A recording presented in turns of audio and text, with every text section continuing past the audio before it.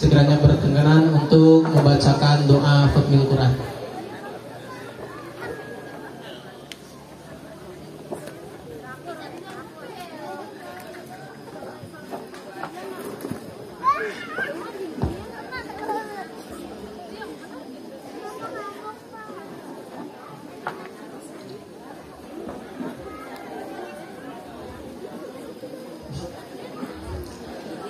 Assalamualaikum warahmatullahi wabarakatuh.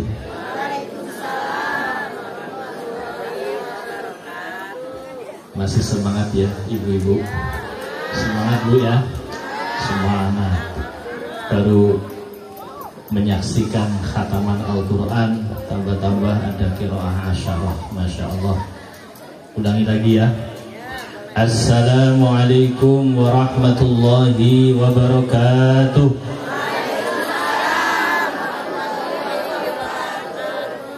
Alhamdulillah, supaya tambah berkah.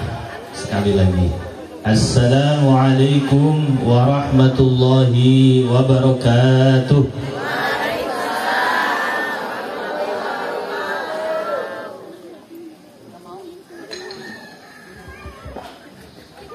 A'udzu billahi minasyaitonir rajim. Bismillahirrahmanirrahim. Alhamdulillahi rabbil alamin. Wassalatu wassalamu ala sayyidil anbiya'i wal mursalin wa ala alihi wa ashabihi ajma'in. Rabbi shrah li sadri wa yassir li amri wahlul 'uqdatam min lisani yafqahu qawli. Allahumma anfa'na bima 'allamtana wa 'allimna ma yanfa'una wa zidna 'ilma. Allahumma a'inna 'ala dzikrika wa syukrika wa husni ibadatika. Amma ba'd.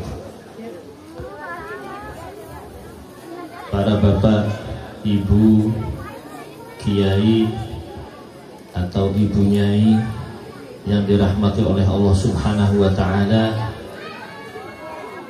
wabil khusus beliau pengasuh pondok pesantren tahfidz Al-Fatihah Miftahul Jannah.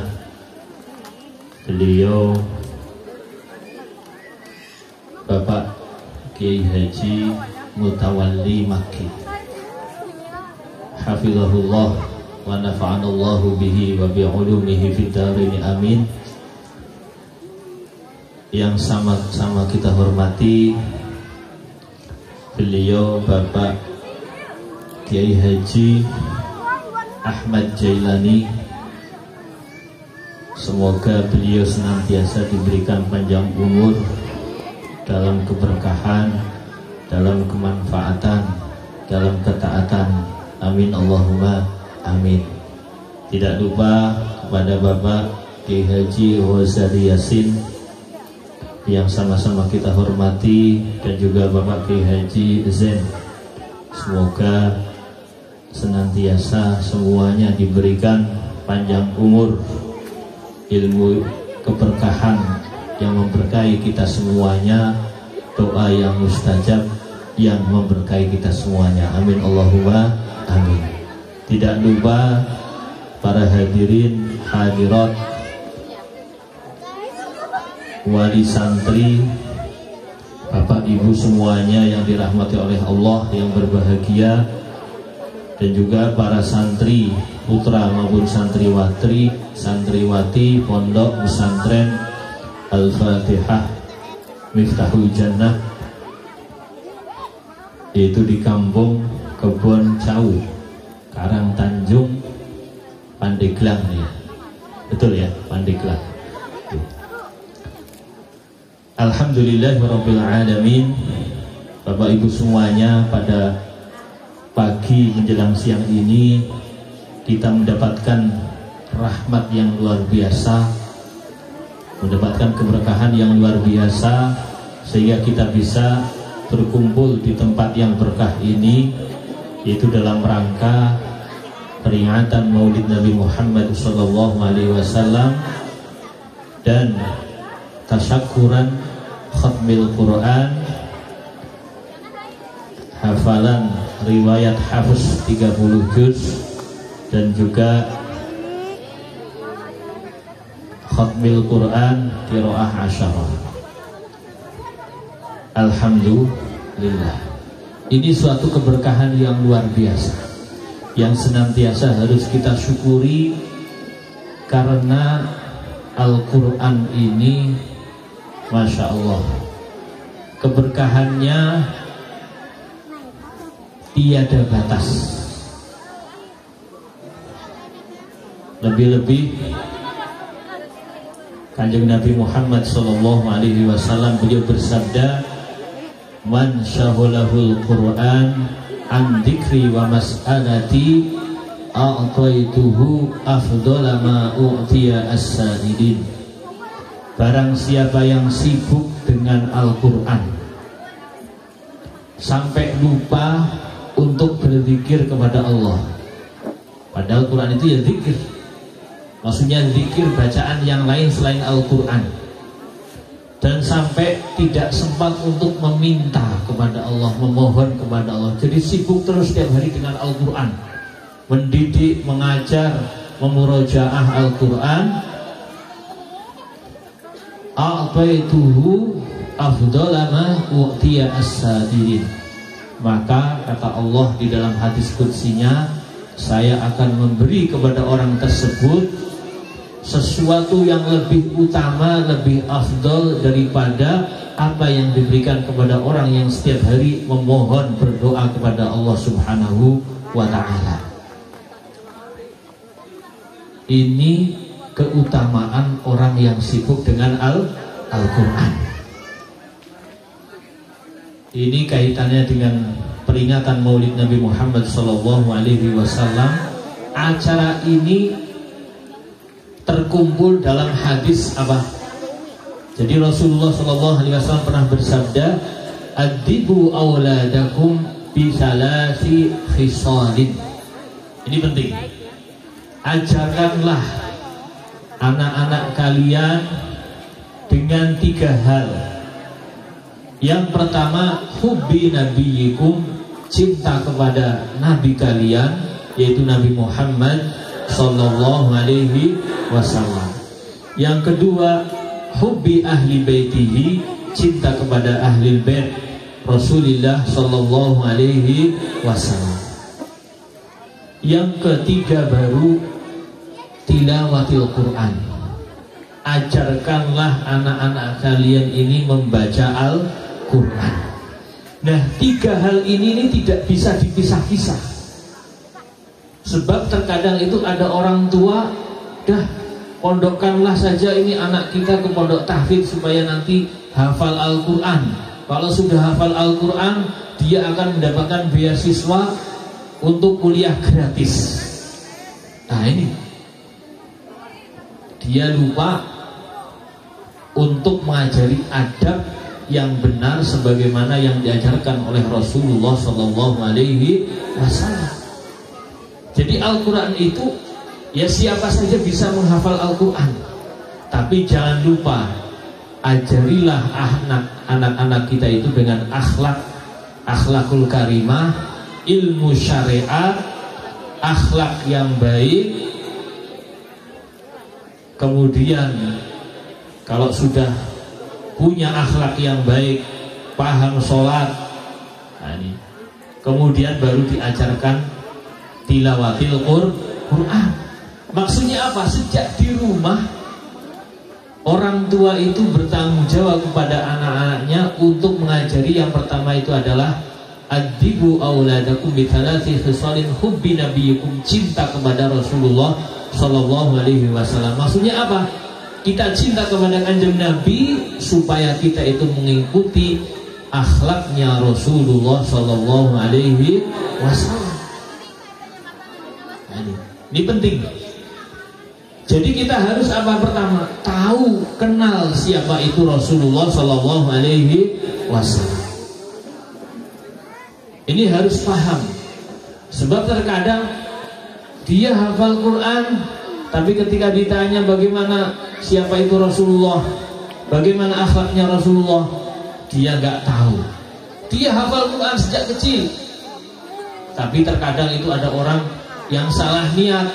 Dia hafal Quran supaya hanya kehidupan duniawinya dimudahkan, supaya dapat beasiswa, masuk polisi gratis tanpa ada biaya, masuk TNI gratis, masuk kuliah kedokteran gratis. Jadi dia itu menjual Al-Quran untuk kepentingan duniawi. Nah ini yang harus diluruskan niatnya, supaya kita tidak salah niat. Harus benar-benar lillahi ta'ala, yaitu mengikuti perintahnya Rasulullah Sallallahu Alaihi Wasallam. Hubbi nabiyukum, cinta kepada nabi kalian. Yang pertama cinta kepada nabi kita semua, yaitu Nabi Muhammad Sallallahu Alaihi Wasallam. Siapa itu Nabi Muhammad? Nah, terkadang Bu, saya minta sebutkan satu saja mukjizat Nabi Muhammad Sallallahu Alaihi Wasallam. Al-Quran. Al-Quran diapakan? Diamalkan. Selain Al-Quran, pasti bingung. Apa ya? Dapat hadiah. Apa? Siapa yang bisa menyebutkan? Selain Al-Quran? Pasti bingung. Wah, ini apa? Apa Ibu? Al-Amin. Al-Amin itu julukannya. Hadis itu kalamnya, kalam Nabi. Mukjizatnya kan banyak sekali. Wah, ini terkadang kita itu kalau ditanya sebutkan mukjizatnya Nabi Muhammad Sallallahu Alaihi Wasallam. Ibu-ibu hafal sholawat nariyah enggak? Insya Allah hafal ya? Hafal? Mohon maaf nih, campur-campur dengan bahasa Jawa. Orang Jawa. Coba bareng-bareng ya. Sholawat nariyah. 1, 2, 3.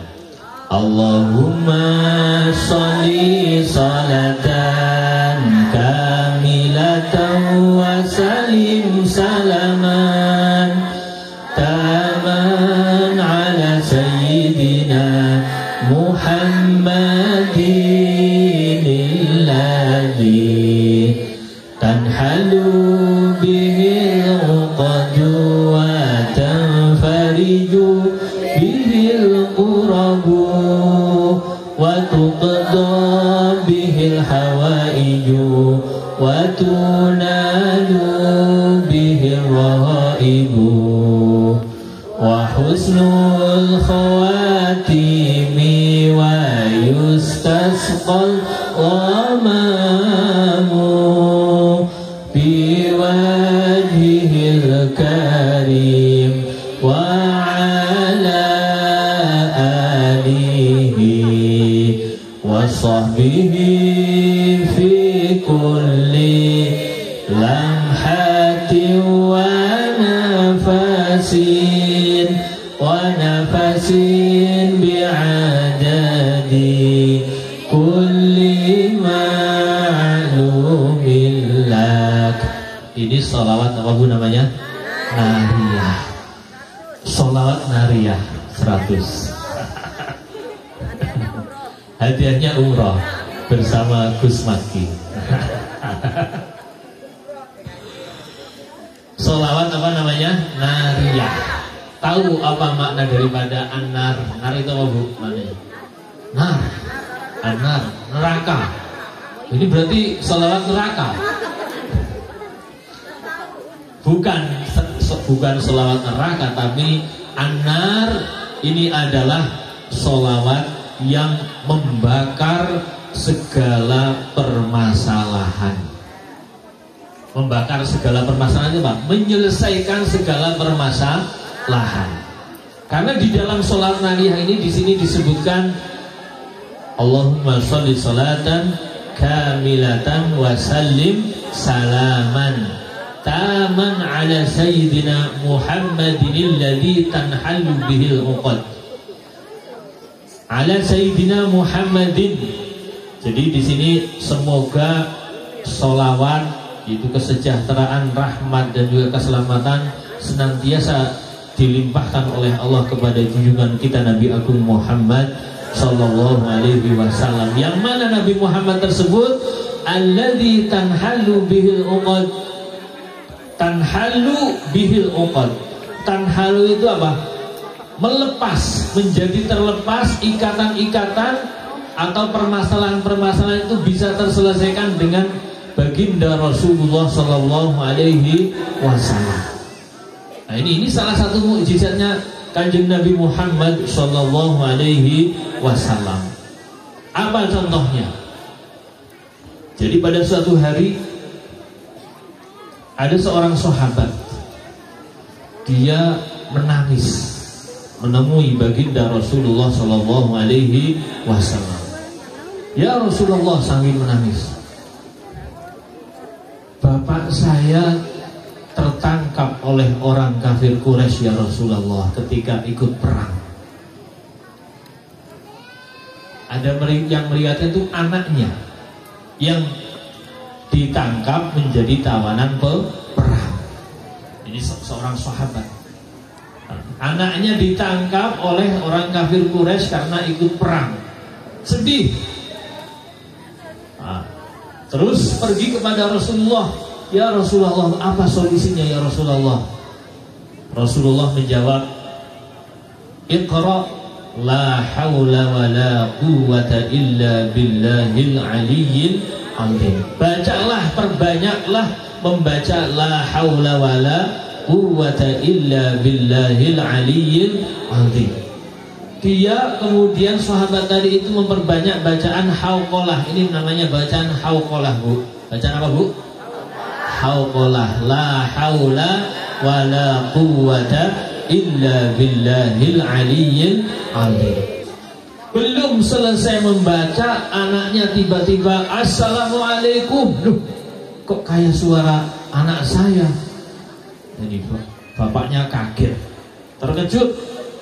Saya belum selesai membaca hauqalah, anaknya sudah pulang. Loh, nak, kamu sudah pulang? Langsung cipika-cipiki karena kangennya luar biasa. Saya ini belum selesai membaca hauqalah yang diberitakan oleh Rasulullah, kok kamu sudah pulang? Iya bapak, alhamdulillah saya sudah dilepas oleh orang kafir Quraisy. Ini alladzi tanhalu bihil uqad, yang mana Rasul itu bisa menyelesaikan permasalahan. Wa tanfariju bihil kurab. Tanfariju bihil kurab. Tanfariju bihil kurab. Al-kurab itu kesusahan, yang bisa menghilangkan kesusahan. Jadi dulu itu ada sahabat namanya Jabir bin Abdillah.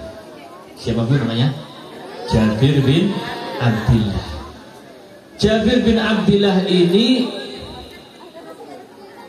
bapaknya ikut perang Uhud. Ikut perang Uhud. Bapaknya mati, meninggal mati syahid ketika ikut perang Uhud. Nah, ketika itu bapaknya itu punya hutang kurma yang beratnya itu seberat 30 wasak. 30 apa, Bu? Wasak kok. Wasak itu timbangannya orang Arab. Nah, kalau kita itu timbangannya apa? Kilogram. Satu wasak itu 60 sok. Ingat-ingat, Bu. 60 apa? Sok. Sok itu apa sok? Satu sok itu 4 mud. Mud apa lagi? 4 mud. Mud. Oh, sudah. Itu bahasa Arab itu. Satu mud itu di sini ada, kalau digramkan itu ada yang berpendapat 750 gram. Ada yang berpendapat 650 gram. Kita pakai yang 750 gram saja supaya mudah. Jadi satu wasak itu 30 apa tadi? Sok. Satu sok berapa? Satu wasak 60 sok, satu sok 4 mud, 1 mud 750 gram. Berarti satu sok itu berapa kilo? 3 kilo. 3000 gram. 3000 gram itu berapa kilo? 3 kilo. Itu kalau ibu-ibu itu mengeluarkan zakat fitrah, itu satu sok, Bu. Nah, satu sok itu 3 kilo. Ada yang berpendapat 2,5 kilo, ada yang berpendapat 2,75 kilo. Nah, ibu-ibu biasanya kalau mengeluarkan zakat berapa? Hah? 3,5? 2,5. Berarti ikut pendapat yang 2,5 kilo. Karena bakhil. Oh enggak. Kuyon ini, Bu. Enggak apa-apa, itu juga benar. Kalau orang kaya seharusnya milih yang 3 kilo. Kalau orang yang pas-pasan itu milih yang 2,5. Enggak apa-apa. 3,5 kilo atau 2,5 kilo? Oh, pakai liter. Oh, wah berarti hebat. Orangnya dermawan semuanya. Amin, alhamdulillah. Oh ya. Oke. Enggak bakhil, dermawan semuanya.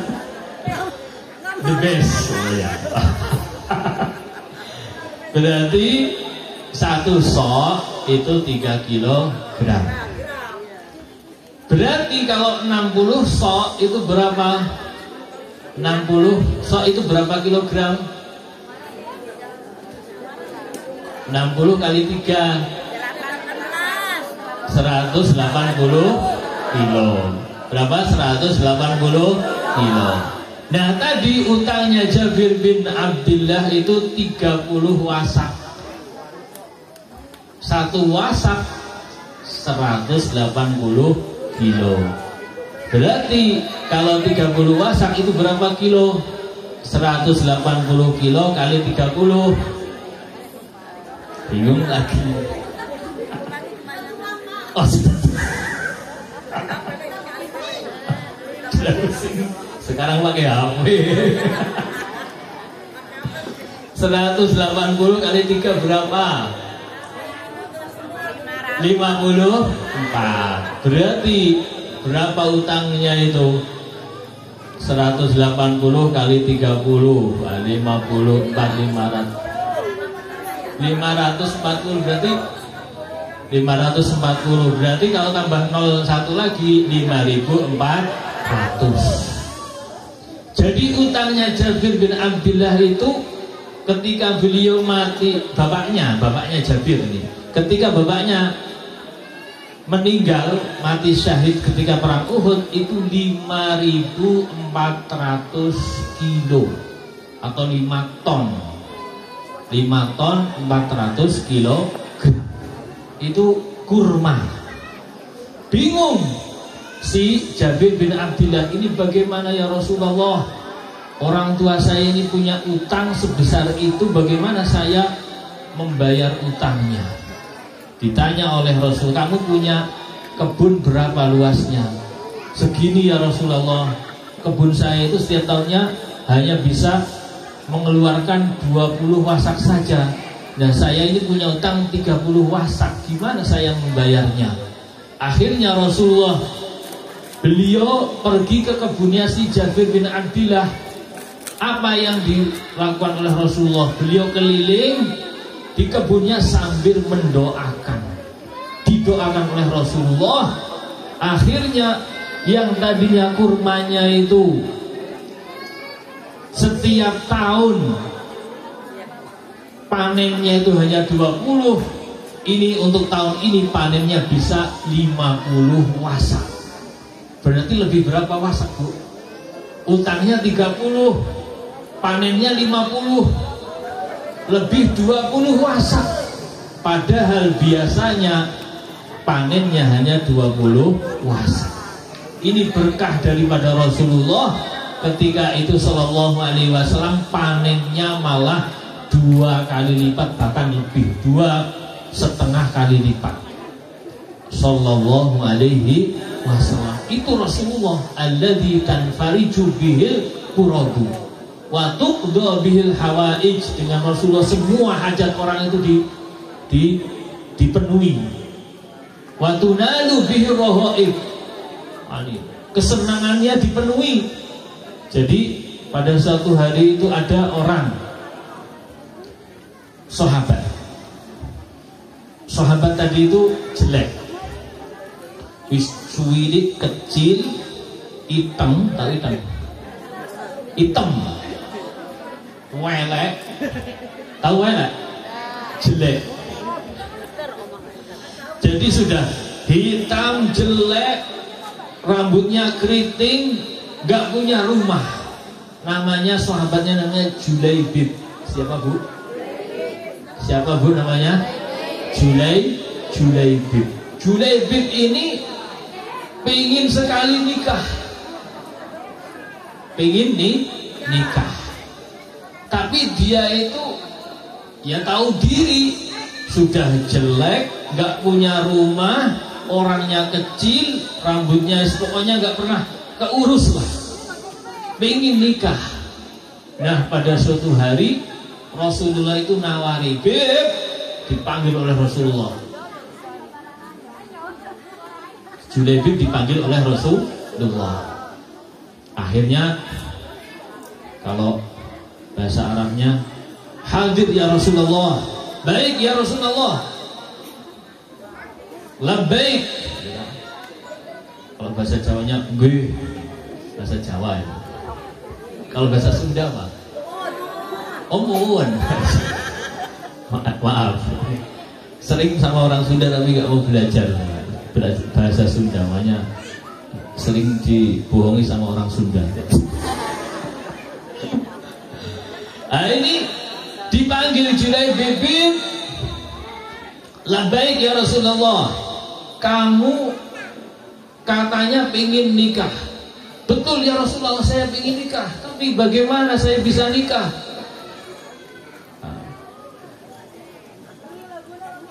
Antum kan tahu, kata si Julaibib, Anda tahu ya Rasulullah bagaimana saya ini. Saya ini orangnya gak punya rumah, gak punya apa-apa, gak punya keluarga, sudah orangnya hitam, orangnya kecil, gitu kan. Siapa yang mau dengan saya? Sabar, Bib, sabar, kata Rasulullah. Akhirnya ini ditawar. Intinya ketika itu si Julaibib belum mau. Wah, saya masih tahu diri ya Rasulullah, saya belum mau. Besoknya lagi setelah beberapa hari dipanggil lagi, Beb, gimana kamu pengen nikah enggak? Masih dijawab, wah saya masih belum berani ya Rasulullah. Dipanggil lagi ketiganya, wah ini Rasulullah kayaknya serius ini manggil saya suruh menikah ini. Ya saya ikut saja kepada baginda Nabi ya Rasulullah. Ya sudah, nanti akan saya panggilkan seorang sahabat. Dia punya perempuan cantik. Dipanggil bapaknya tadi. Pak, kata Rasulullah, ini saya dengar kamu itu punya anak perempuan. Betul ya Rasulullah. Ada apa ya Rasulullah? Saya ingin menikahkan anak putri kamu dengan salah satu sahabat. Senang sekali. Yang mau menikahkan itu baginda Nabi, akan dijodohkan oleh baginda Nabi dengan sahabat. Bapaknya penasaran, siapa itu ya Rasulullah? Dijawab oleh Rasulullah, Julaibib. Julaibib ya Rasulullah. Kaget. Kan gak ada orang yang mau dengan Julaibib. Itu gak ada yang mau. Akhirnya ya sudah kalau gitu saya mau musyawarah dulu dengan istri saya ya Rasulullah, kata bapak tadi. Pulang ke rumah, akhirnya apa? Musyawarah dengan ibunya, dengan istrinya. Nah, putrinya tadi itu sambil mendengarkan dari balik pintu di kamar, dia sedang ada di kamar, sambil mendengar, Pak, Bu, ini tadi saya dipanggil oleh Rasulullah. Rasulullah itu berkehendak ingin menikahkan putri kita dengan salah satu sahabat. Tapi mohon maaf, akan dinikahkan dengan Julaibib. Mau enggak Ibu, kalau kita punya menantu namanya Julaibib, orangnya, Ibu kan tahu orangnya sudah seperti itu, enggak punya rumah, enggak punya apa-apa, bajunya lusuh, orangnya jelek, kecil. Ini mau enggak? Wah, kalau gitu saya mikir-mikir dulu. Nah, putrinya itu mendengar dari balik pintu. Putrinya langsung buka pintu. Saya mau, Pak, Bapak, saya mau menikah dengan apa yang sudah dipilihkan oleh Rasulullah. Ibunya bingung. Loh, jangan, nanti gimana kita punya mantu yang seperti itu? Tidak, Bu, yang saya lihat, yang saya pilih itu adalah siapa yang akan menikahkan saya, siapa yang mencarikan jodoh saya, yaitu baginda Rasulullah Sallallahu Alaihi Wasallam. Kamu mantap?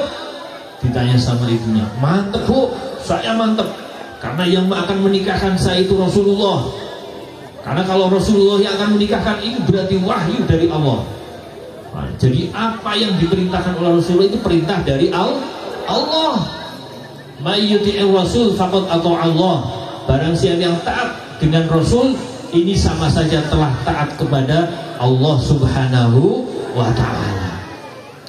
Akhirnya, ya sudah, kalau kamu mantap, kita akan laporan kepada Rasulullah. Bapaknya langsung kembali kepada Rasulullah. Baginda Nabi, Assalamualaikum ya Rasulullah. Waalaikumsalam. Gimana, Pak? Iya, baginda Nabi, putri saya ternyata mau menikah dengan Julaibib. Alhamdulillah, kata Rasulullah. Ya sudah, kalau gitu nanti akan saya panggil si Julaibib. Panggil lagi, Beb, datang ke sini. Akhirnya Julaibib datang. Insya Allah kamu akan menikah ya Julaibib. Dengan siapa ya Rasulullah? Dengan putrinya si Fulan, sahabat kita. Alhamdulillah, yang benar itu mau ya Rasulullah, mau. Alhamdulillah, senang sekali si Julaibib.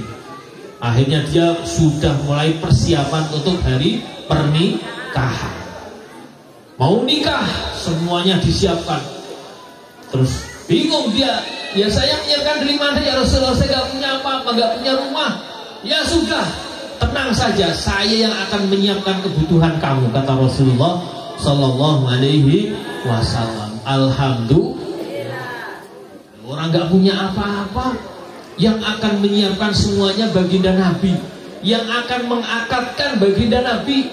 Siapa kalau di sini misalnya masih ada baginda Nabi yang nggak mau dinikahkan oleh kanjeng Nabi? Jenengan ibu-ibu,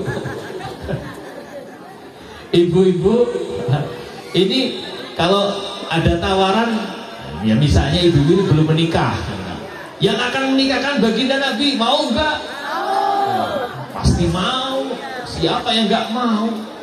Pasti mau. Apalagi Gus Maki, paling pertama. Paling pertama. Nah ini akhirnya benar semuanya disiapkan oleh baginda Nabi.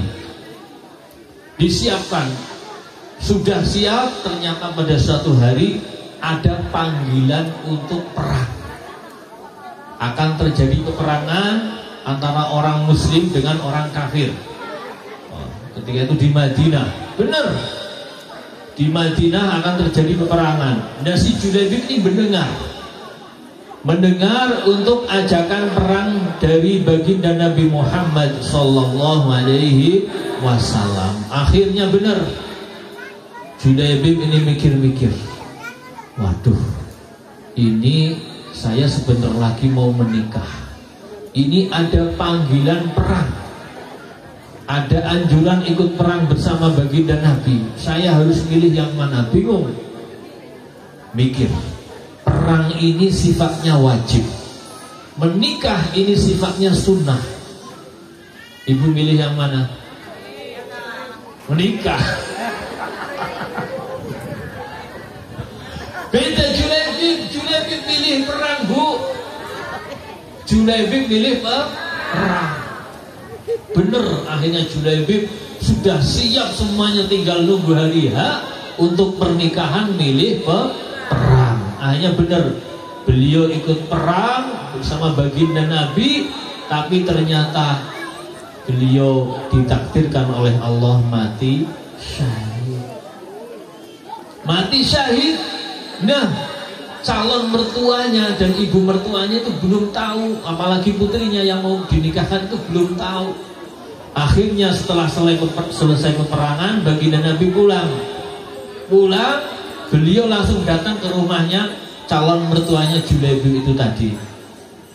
Ya kaget, terkejut nih, ada apa ini baginda Nabi datang ke rumah saya ini? Rasulullah, Assalamualaikum. Waalaikumsalam warahmatullahi wabarakatuh. Terkejut, oh baginda Nabi, ada apa baginda Nabi? Gini sahabat, saya akan memberi kabar. Insya Allah, ini mohon maaf, Julaibib ternyata sudah menikah duluan. Loh, kok bisa ya Rasulullah, kan kita sudah sepakat, sudah menentukan hari H. Si Julaibib ini sudah menikah dengan bidadari di surga. Inna lillahi wa inna ilaihi raji'un. Akhirnya Julaibib ini kan kesenangannya dipenuhi, yaitu menikah dengan bidadari yang lebih terjaga daripada dengan perempuan di dunia. Iya apa enggak? Ya itu. Jadi Julaibib menikah dengan bidadari di surga, yang mana mereka itu hurum maqsuratun fil khiyam. Pokoknya jauhlah dengan perempuan-perempuan di sini. Akhirnya agak terima ibunya. Insya Allah perempuan di sini lebih mulia daripada bidadari surga. Amin Allahumma amin. Apalagi ini ahli Quran. Amin Allahumma amin. Intinya si Julaibib ini menikah dengan bidadari surga. Intinya beliau itu keinginannya itu sudah dipenuhi. Dengan apa? Wasilah apa? Baginda Rasulullah Sallallahu Alaihi Wasallam. Wah, ini sudah dipenuhi. Putrinya yang tadinya sudah semangat untuk nikah, yang orang tuanya kecewa, ya mungkin dalam hatinya, alhamdulillah ya jadi menikah dengan Julaibib. Senang sekali. Jadi semuanya itu dipenuhi dengan Rasulullah. Kalau taat dengan Rasulullah, semuanya akan dipenuhi. Wa tunalu birrohaib wa husnul khawatim. Julaibib husnul khatimah. Wa yustasqal ghamam. Hujan itu akan diturunkan dengan perantara Rasulullah Shallallahu Alaihi Wasallam. Jadi singkatnya itu, dulu pada suatu hari di Madinah itu terjadi musim kemarau yang sangat panjang, sampai hampir 1 tahun nggak ada hujan sama sekali di Madinah. Semuanya kekurangan air. Nah, pada suatu hari ketika hari Jumat, ada seorang sahabat ikut sholat Jumat bersama baginda Nabi. Baginda Nabi, padahal Rasulullah sedang khutbah. Ini Madinah ini sudah lama, berbulan-bulan gak pernah hujan. Tolong mintakan kepada Allah supaya turun hujan. Langsung baginda Nabi minta kepada Allah, ya Allah turunkanlah hujan untuk kota Madinah ini. Langsung turun. Tapi beliau berdoanya, baginda Nabi berdoanya apa? Turunnya apa, maksudnya dibatasi sampai kapan? Tidak.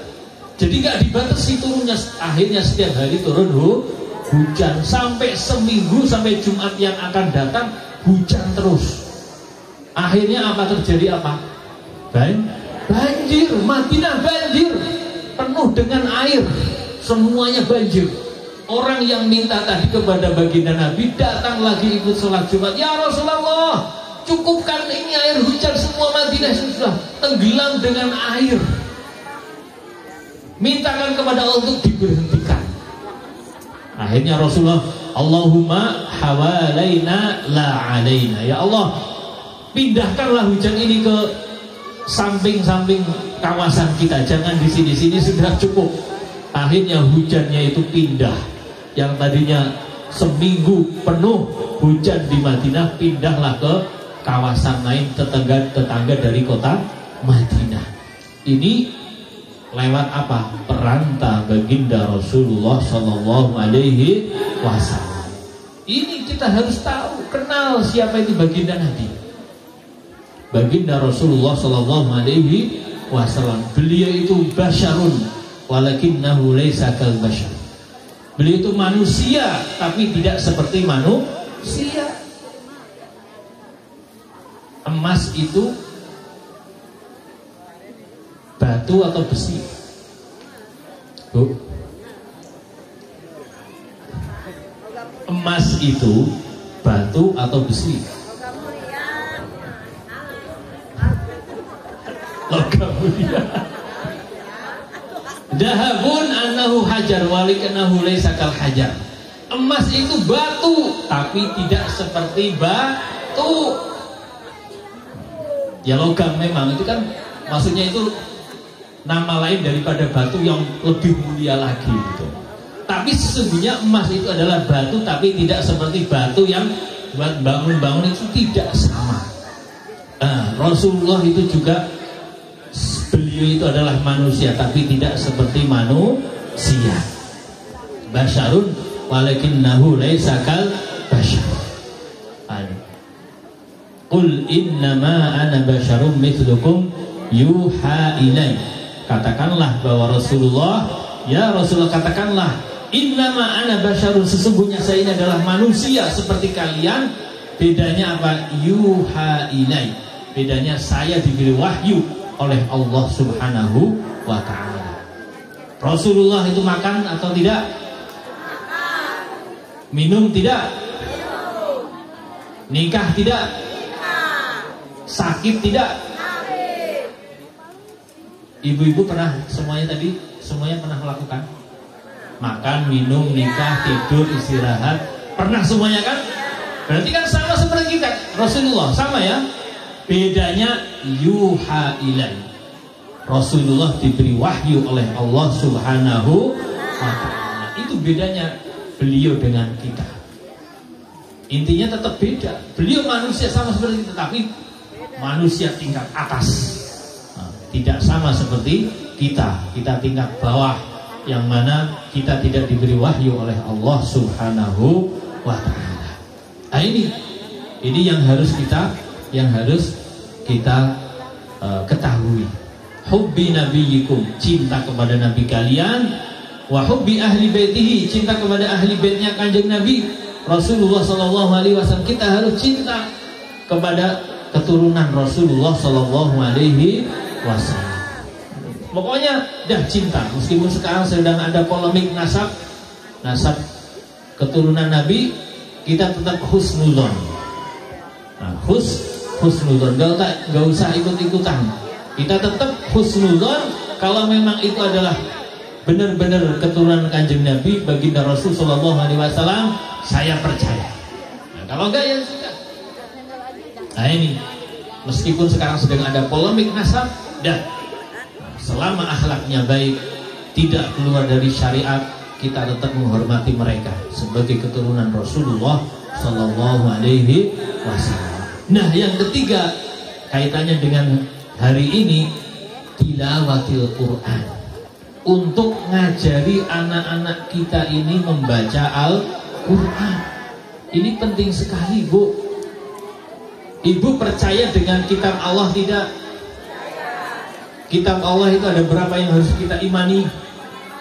4. Al-Quran, Injil, Taurat, Zabur 100. Umroh. Ada berapa? Ada 4. Nah, kitab kita sebagai umatnya baginda Rasul sallallahu alaihi wasallam apa? Al-Qur'an. Baru ada khatmil Qur'an. Nah, ini khatmil Qur'an, hataman Al-Qur'an. Ini tempat yang mulia. Nah, ini saya bangga sekali. Ini Bapak Kiai Haji Mutawalli Makki ini, Masya Allah. Dulu belajar bareng-bareng Qiraah Asyarah bersama kami tahun 2015 di Kudus. Kemudian dilanjut kemarin tahun 2019 di Kebumen. Alhamdulillah beliau sudah khatam Qiraah Asyarah Suhro dan juga Qiraah Asyarah Kubro.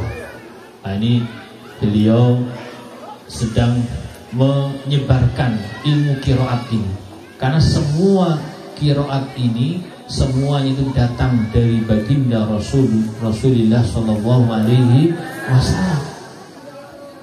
Jadi Al-Quran itu unzila Al-Quranu ala sab'ati ahruf. Al-Quran itu diturunkan dengan 7 huruf. Dengan 7 apa bu? Huruf. 7 huruf di sini ada yang memaknai dengan 7 lahjah. Ada yang memaknai dengan, di situ ada perbedaan dalam ilmu nahwu sorofnya, atau ada takdim dan takhirnya. Itu nahwu sorof, tahu ya ibu ya? Ilmu nahwu sorof. Nahwu sorof itu ilmu untuk membaca bahasa Arab. Itu kitab-kitab yang ada di Arab, apa yang berbahasa Arab, itu namanya ilmu nahwu sorof. Nah, itu sab'ati ahruf. Kenapa kok Al-Quran diturunkan dengan sab'ati ahruf? Jadi ketika beliau ada di Mekah, bu, ketika ada di Mekah, berapa tahun baginda Nabi ada di Mekah? Hah? Berapa?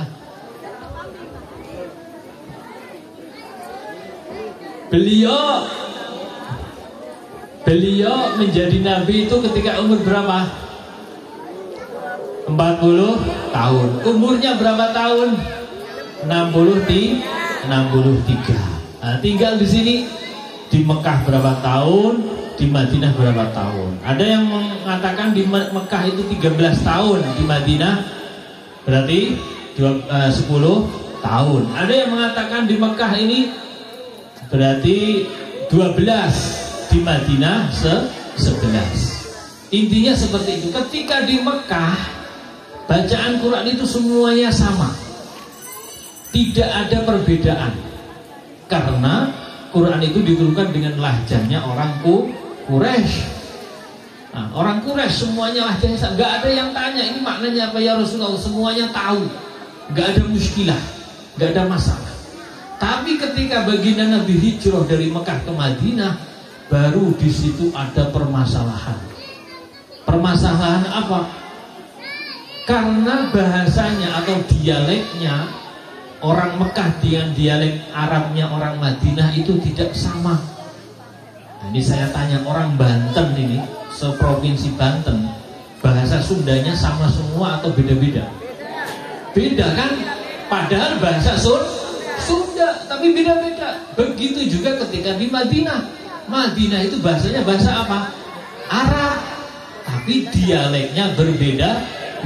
Gak bisa orang Pandeglang misalnya Sundanya dipaksakan dengan Sundanya orang mana yang beda? Bandung. Gak bisa dipaksa. Sama saya juga orang Jawa. Saya Jawanya Jawa Kebumen, Jawa Ngapak. Seperti orang Tegal. Saya dipaksa suruh bicara seperti bahasanya orang Surabaya, orang Madiun, orang Solo. Gak bisa. Susah, padahal sama-sama orang Jawa, bahasanya Jawa. Begitu juga ketika baginda Nabi hijrah dari Mekah ke Madinah. Orang Madinah bahasanya Arab, dipaksa suruh ngomong seperti bahasanya orang Quraisy, orang Arab Mekah. Gak bisa, mereka keberatan. Akhirnya mereka itu datang kepada baginda Nabi, ya Rasulullah, ini kita ini orang Madinah, memang kita bahasanya Arab, tapi kita tidak bisa ngomong pakai bahasanya orang Quraisy.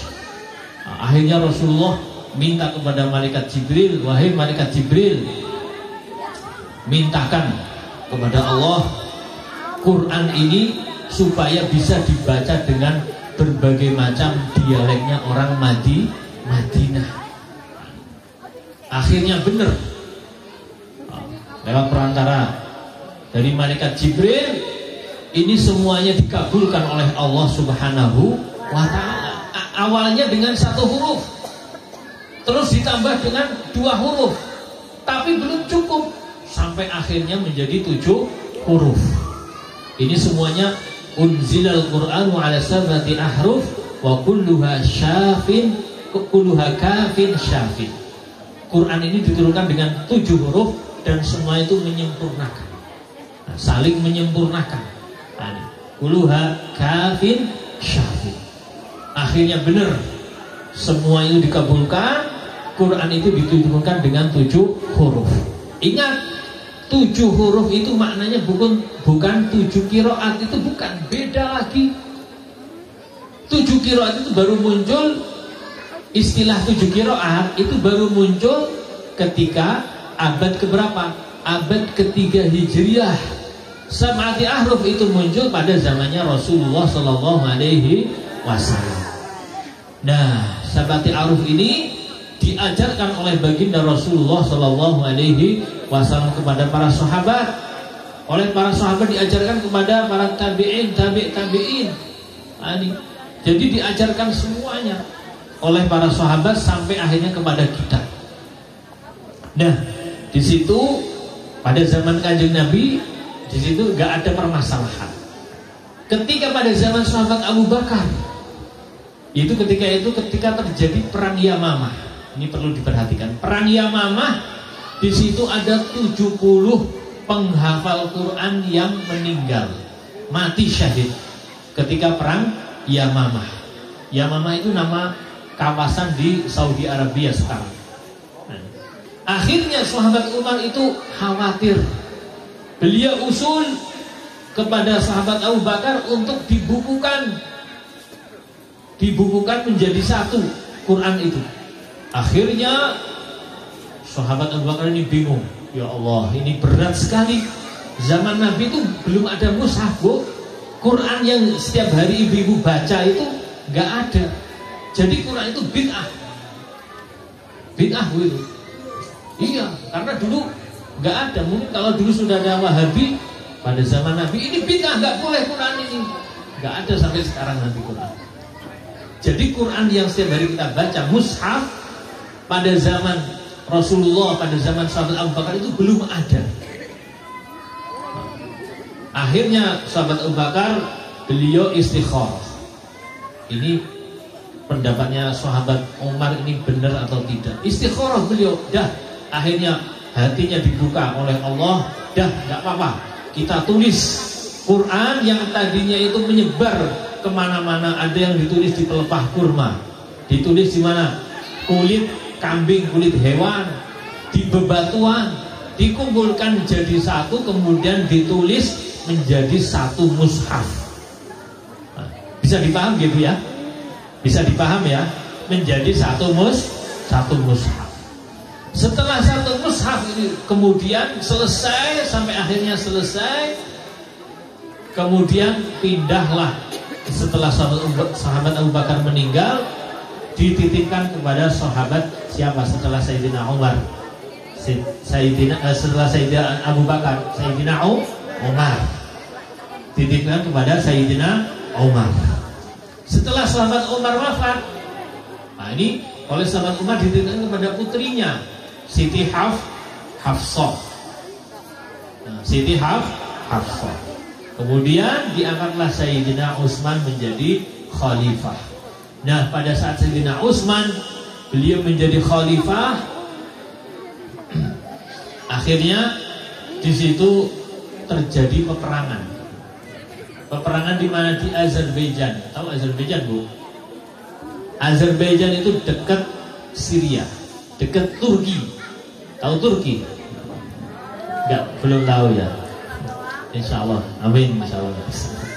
Tapi sudah dekat sama Mekah itu, sudah tetangga. Iya. Itu sudah dekat dengan Mekah. Nanti jadi intinya terjadi peperangan di Azerbaijan dekat Turki. Nah di situ pasukannya itu ada yang datangnya dari Mesir, ada yang datangnya dari Yaman, ada yang datangnya dari Syam. Amin. Oh insya Allah. Amin amin amin insya Allah. Insya Allah ya Rabb, insya Allah. Akhirnya yaitu tadi mereka itu pasukan-pasukan tadi itu datangnya dari mana-mana, mereka sholat bareng-bareng. Otomatis karena bacaannya berbeda-beda, mereka berselisih. Loh, kamu kok bacaannya seperti ini? Coba ibu pernah nggak dengar tadi bacaan sama khatimin yang bacaan apa tadi itu? Walam yakul lahu kufuwan ahad. Pernah dengar itu? Tadi. Sebelumnya sudah pernah dengar? Oh pernah, alhamdulillah. Itu wadduha itu kan? Iya, ini sama. Karena dia nggak bisa wadduha, nggak bisa. Bisanya wadduha.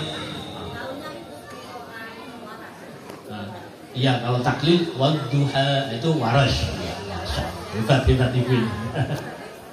Nah itu semuanya diajarkan oleh Rasulullah Sallallahu Alaihi Wasallam. Di situ terjadi khilaf pada zaman sahabat Utsman, terjadi perbedaan pendapat. Wah ini bacaan tidak benar. Karena ketika itu mereka belum belajar qiraat yang sampai qiraat asyarah, baru satu riwayat saja. Satu riwayat, contohnya hafaz. Jadi setiap hari yang ibu baca, setiap hari yang mushaf Quran yang ada di rumah itu riwayat apa? Hafaz. Namanya riwayat hafaz. Imam hafaz. Iya. Itu setiap hari yang kita baca. Nah, ketika itu ada sahabat yang bacanya pakai hafaz, ada Warush, ada Qolun, ada Abu Amr, ada Hamzah. Yang nggak tahu pada, wah ini bacaan salah, ini bid'ah ini. Zaman Rasulullah nggak ada. Akhirnya terjadilah perselisihan sampai hampir saling membunuh. Padahal mereka sama-sama orang Islam. Karena nggak tahu. Nah, mungkin saja kalau di sini ada orang yang fanatik bacanya hanya Quran itu hanya satu tok. Nah, ini Gus Maki ngajarkan qiraah asyarah dibunuh nanti. Ini bacaan nggak benar ini. Bisa saja seperti itu. Tapi ya insya Allah nggak ada. Semuanya insya Allah akan disebarkan di sini. Amin Allahumma amin. Itu semuanya dari Rasulullah Sallallahu Alaihi Wasallam. Disebarkan. Nah di situ akhirnya ya pada zaman Utsman tadi itu kembali kepada zaman Utsman. Nah di situ ada perselisihan. Akhirnya sahabat Utsman diusulkan oleh salah satu sahabat untuk dibukukan lagi, disebarkan lagi mushaf itu ke tempat-tempat atau ke daerah-daerah yang di situ banyak umat Islamnya. Karena saking banyaknya orang non-Arab masuk Islam, mereka nggak bisa baca Al-Quran sebagaimana yang semuanya diajarkan oleh Rasulullah Sallallahu Alaihi Wasallam. Hanya satu-satu saja. Akhirnya di situ Sayyidina Utsman, Khalifah Utsman sepakat dah akan disebarkan mushaf, ditulis mushaf kemudian disebarkan bersama gurunya. Nah kalau kita, jalur kita itu lewat salah satu tabi'in namanya Abu Abdurrahman As-Sulami. Siapa Bu? Abu Abdurrahman As-Sulami. Beliau diutus oleh sahabat Utsman ke Kufah. Kufah itu ada di Irak. Di mana Bu? Di Irak. Nah jalur kita itu ke situ. Di situ nanti Abu Abdurrahman As-Sulami itu punya murid namanya Imam Asim. Imam siapa? Asim. Imam Asim punya murid namanya Imam Hafaz dan Syu'bah. Nah jalur kita itu lewat Hafaz. Kemudian Imam Hafaz itu punya murid siapa nih? Abu Ubaid bin Sobah. Ubaid juga yang lainnya sampai akhirnya kepada kita. Sampai kepada kita, dan itu semuanya silsilah tadi, silsilah sanadnya, keilmuannya itu nyampe kepada Rasulullah Sallallahu Alaihi Wasallam. Nah, itu semuanya mutawatir, tanpa ada tanpa ada kesalahan sedikit pun. Jadi semuanya nyambung. Nah, ini yang harus kita ketahui. Jadi sejarahnya, kalau di sini mungkin terkenal qiraah sab'ah itu ya. Qiraah sab'ah terkenal enggak? Qiraah sab'ah. Apa saja. Qiraah sab'ah yang mungkin orang-orang tertentu ya yang tahu. Iya, orang. Qiraah sab'ah. Di situ pada tahun 224 Hijriah ini ada seorang imam namanya Ibnu Mujahid. Beliau yang pertama kali menulis Kitabus Sab'ah.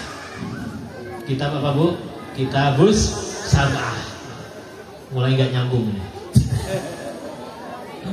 Ini ilmiah ini. Kitabus Sab'ah. Beliau wafat tahun itu. Kemudian Kitabus Sab'ah ini mengumpulkan qiraah sab'ah. Singkat saja, karena nggak nyambung, singkat saja. Kitabus Sab'ah. Kemudian Kitabus Sab'ah ini kemudian dibukukan lagi atau dijelaskan lagi oleh Abu Amr Ad-Dani. Beliau wafat 444 Hijriah. Kemudian beliau membuat kitab namanya Tahbirut Taisir. Imam Abu Amr Ad-Dani, Tahbirut Taisir, kemudian dibuat nazman oleh Imam Asy-Syatibi menjadi Matan Syatibiyah. Matan Syatibiyah itu menjelaskan qiraah sab'ah. Nah, qiraah sab'ah ini mengumpulkan yaitu Kitabus Sab'ah itu tadi. Nah, ahruf sab'ah yang tadi kita jelaskan di awal itu maknanya bukan qiraah sab'ah, tapi lebih luas daripada itu. Masih banyak qiraat-qiraat yang belum terbukukan di dalam Kitabus Sab'ah. Makanya di situ pada abad ke-8 Hijriah ada Imam Ibnul Jazari. Beliau menulis kitab namanya Kitabun Nashr fil Qiraatil Ashr. Kitab An-Nashr menjelaskan qiraah asyarah karya Imam Ibnul Jazari. Imam Ibnul Jazari kemudian membuat nazoman dari qiraah dari kitab Nashr itu menjadi namanya Thayyibatun Nashr. Ini nazoman daripada kitab An-Nashr yang menjelaskan tentang qiraah asyarah yang sedang tadi itu dibaca oleh siapa ini? Adik-adik santri-santri kita membaca qiraah asyarah tadi. Namanya siapa tadi? Ada dua ya tadi yang khataman qiraah asyarah. Siapa namanya tadi? Nufus apa itu? Iya Pak ya. Nah itu tadi itu yang baca qiraah asyarah. Nah itu semuanya itu datangnya dari baginda Rasulullah Sallallahu Alaihi Wasallam nyampe kepada kita, dan hukumnya menyebarkan qiraat baik sab'ah maupun asyarah ini hukumnya adalah fardu kifayah. Fardu apa, Bu? Fardu kifayah. Fardu kifayah itu apa? Fardu kifayah itu kalau sudah ya, kalau ada orang meninggal, hukum sholatnya itu apa? Fardu kifayah. Maksud fardu kifayah itu apa? Kalau sudah ada yang mengerjakan, yang lainnya gugur. Yang mengerjakan dapat pahalanya lebih banyak, karena yang lain nggak mau mengerjakan, yang lain nggak mengerjakan itu pahalanya kembali kepada yang mengerjakan. Itu fardu kifayah. Makanya pahalanya orang yang mengerjakan fardu kifayah itu banyak sekali, lebih banyak daripada fardu ain.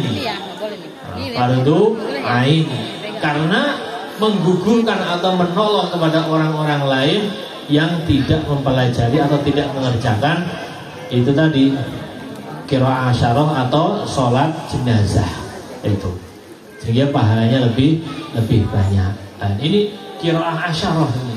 Nah ini penting.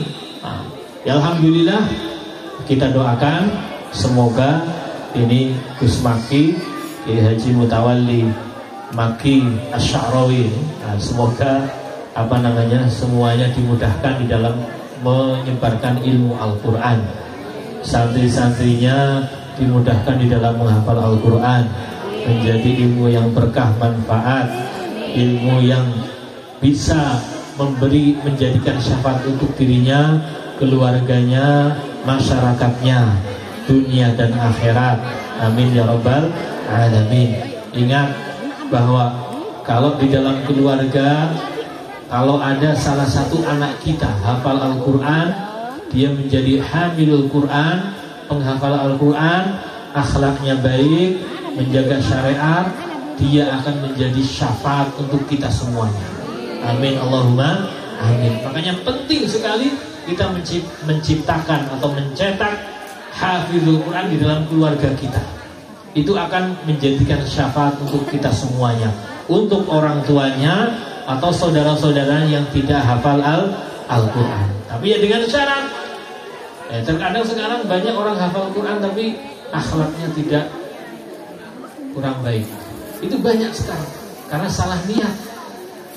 Orang hafal Quran itu harus akhlaknya baik, harus mencerminkan isi Al-Quran. Itu yang disayangkan sekarang.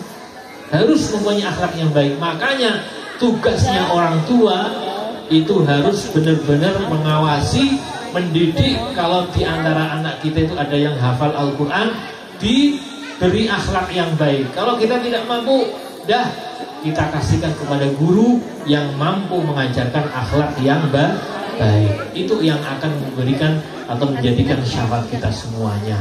Amin Allahumma amin. Ini mungkin cukup ya. Ini sudah zuhur. Hadiahnya umroh. Amin ya Rabb, insyaallah. Kita baca Fatihah, semoga kita semuanya bisa umroh. Al-Fatihah. A'udzubillahi minasyaitonir rajim. Bismillahirrahmanirrahim. Alhamdulillahirabbil alamin, arrahmanir rahim, maliki yaumiddin. Iyyaka na'budu wa iyyaka nasta'in. Ihdinas siratal mustaqim. Shiratal ladzina an'amta 'alaihim ghairil maghdubi 'alaihim waladdallin. Amin.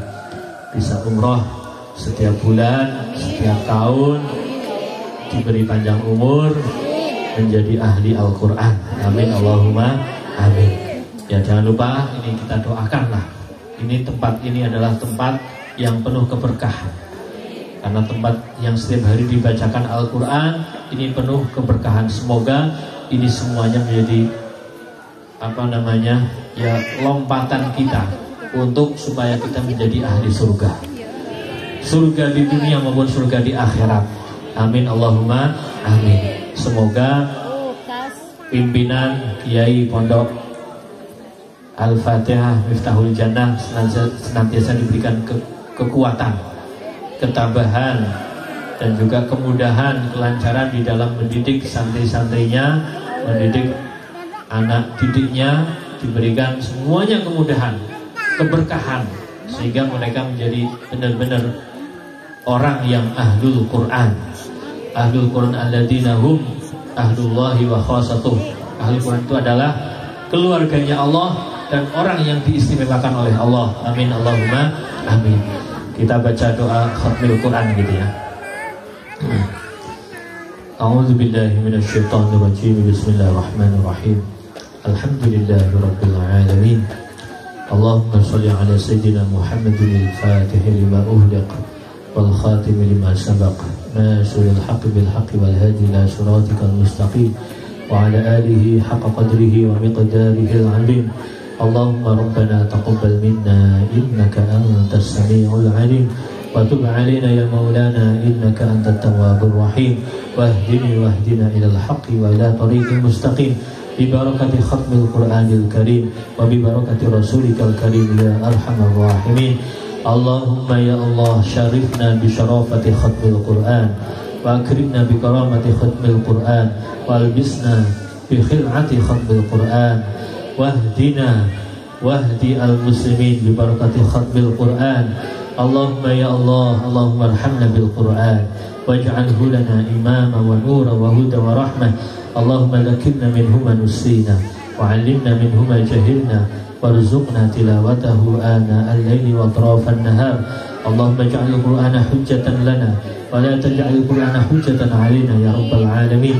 اللهم أصلح لنا ديننا الذي هو عصمة أمرنا وأصلح لنا دنيانا التي فيها معاشنا وأصلح لنا آخرتنا التي إليها معادنا واجعل الحياة زيادة لنا في كل خير واجعل الموت راحة لنا من كل شر إنك على كل شيء قدير. اللهم يا الله اللهم قسم لنا من خشيتك ما تحول به بيننا وبين معصيتك ومن طاعتك ما تبلغنا بها جنتك ومن اليقين ما تهون به علينا مصائب الدنيا ومتعنا بأسماعنا وبصارنا وقوتنا ما أحييتنا واجعله الوارث منا واجعل ثأرنا على من ظلمنا وانصرنا على من عادانا ولا تجعل مصيبتنا في ديننا ولا تجعل الدنيا أكبر همنا ولا مبلغ علمنا ولا تسلط علينا من لا يرحمنا يا رب العالمين. اللهم يا الله أحسن عاقبتنا في الأمور كلها وأجرنا من خزي الدنيا وعذاب الآخرة. ربنا هب لنا من أزواجنا وذريتنا قرة أعين واجعلنا للمتقين إماما. ربنا اجعلنا مقيم الصلاة وذريتنا ربنا وتقبل دعاء. اللهم أوصل ثواب ما قرأناه ونور ما تلوناه من القرآن العظيم وما صدقناه إلى حضرة النبي المصطفى صلى الله عليه وسلم وأزواجه وذريته وأولاده وأصحابه وأمته وإخوانه من الأنبياء والمرسلين والأولياء والعلماء العاملين والصحابة والتابعين وتابع التابعين والشهداء والصالحين ولجميع الملائكة المقربين ولجميع الأئمة القراء ورواتهم وطرقهم وقرهم وقارئهم ولجميع أولياء الله الصالحين في كل مكان وخصوصا لشيخنا الشيخ محمد الألواني أمين الشيخ محمد بن عبد عبد الرشاد الشيخ ريدان الشيخ علي مشايخنا في الأزهر الشريف وفي معهد ينبوع القرآن وفي معهد وفي كل مكان ولجميع مشايخنا في هذه البلدة وفي هذه القرية وفي هذه المنطقة يا رب العالمين. اللهم يا الله ولجميع آبائنا وأمهاتنا ومشايخنا وأساتذتنا وأبنائنا وبناتنا ولجميع من له حق علينا ولجميع من ساهم وسعد في بناء هذا المعهد الفاتحة مفتاح الجنة ولمن قام ولجميع قام في هذا المعهد المبارك معهد الفاتحة مفتاح الجنة برحمتك يا أرحم الراحمين. اللهم سهل أمرهم اللهم سهل أمورهم اللهم سهل أمورهم بارك في عمرهم وبارك في أموالهم وبارك في مشايخهم وبارك في ذريتهم وبارك في أزواجهم وبارك في كل شيء عندهم برحمتك يا أرحم الراحمين. ربنا اغفر لنا ولإخواننا الذين سبقونا بالإيمان ولا تجعل في قلوبنا غلا للذين آمنوا ربنا إنك رؤوف رحيم. اللهم أعد علينا من بركاتهم ونفعهم وأنوارهم وأسرارهم وعلومهم برحمتك يا أرحم الراحمين. ربنا آتنا في الدنيا حسنة وفي الآخرة حسنة وقنا عذاب النار. سبحان ربك رب العزة عما يصفون وسلام على المرسلين والحمد لله رب العالمين. الفاتحة.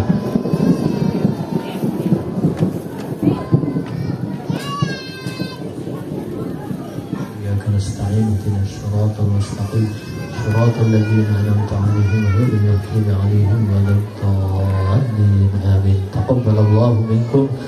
أقول قولي هذا واستغفر الله لي ولكم.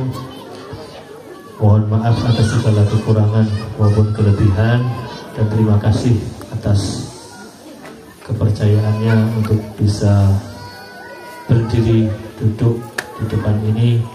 Tentunya masih banyak kekurangan, mohon maafnya sebesar-besarnya.